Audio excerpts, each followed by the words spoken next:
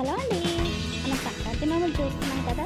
ఈ వీడియోలో వచ్చేసి నవదుర్గల నోము గురించి చూద్దామండి. నవదుర్గల నోము లేదా నవదుర్గాదేవిల నోము అని కూడా అంటారు. ఈ నోముకు కావాల్సిన వస్తువులు ఏంటి, ఎలా నోముకోవాలనేది పూర్తిగా వీడియోలో చూద్దాం. ఈ నోము కోసం మనకి 9 జబ్బలు కానీ, ప్లేట్లు కానీ, బుట్టలు కానీ ఏవైనా సరే 9 కావాలండి. మనకి నవదుర్గలు కాబట్టి 9 అంకెతో మనం నోముకోవాలన్నమాట ఈ నోముని.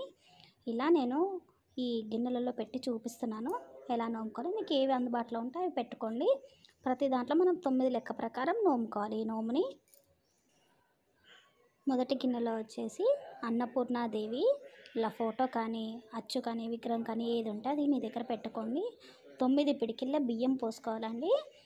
చూస్తున్నారు కదా, ఇలా బియ్యం పోసుకొని దాంట్లో మనము ఇలా ఫోటో కానీ, అచ్చు కానీ, విగ్రహం కానీ ఏదైనా సరే పెట్టుకోండి. 9 పిడికిళ్ళ బియ్యం పోసుకోవాలి మొదటి దాంట్లో. అలాగే రెండవ దాంట్లో వచ్చేసి మహాలక్ష్మీదేవి. ఈ గిన్నెలో వచ్చేసి 9 రూపాయి బిళ్ళలు, 9 తులసి దళాలు పెట్టుకొని మహాలక్ష్మి అమ్మవారి ఫోటో కానీ, అచ్చు కానీ, విగ్రహం కానీ పెట్టుకోండి. ఇది వచ్చేసి మహాలక్ష్మీదేవి. మూడవది వచ్చేసి దుర్గాదేవి. దుర్గాదేవి దాంట్లో 9 నిమ్మకాయలు పెట్టుకోవాలి. ఇలా ఫోటో కానీ, అచ్చు కానీ ప్రతి దాంట్లో మీరు ఇలా పెట్టుకోండి. 9 నిమ్మకాయలు పెట్టుకోవాలి దీంట్లో. నాలుగవ దాంట్లో వచ్చేసి మంగళగౌరీ దేవి. అందుకోసం అని చెప్పేసి పసుపు కుంకుమలు పెట్టుకోవాలండి. ఈసారి మంగళవారం వచ్చింది కాబట్టి మంగళగౌరీ దేవికి 9 పసుపు, 9 కుంకుమ ప్యాకెట్లు పెట్టుకోవాలి. లేదా ఇలాంటివి ఆకుపైనవి దొరికితే పసుపు కుంకుమ కలిపి ఉంటాయి కాబట్టి 9 పెట్టుకోవాలి.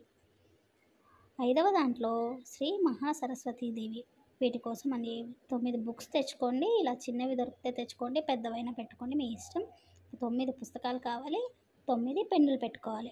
మహాలక్ష్మీదేవి. ఆరవ దాంట్లో వచ్చేసి మహిషాసురమర్దిని. వీటి కోసం 9 గాజులు కావాలి. ఎరుపు రంగు అయితే మంచిదండి.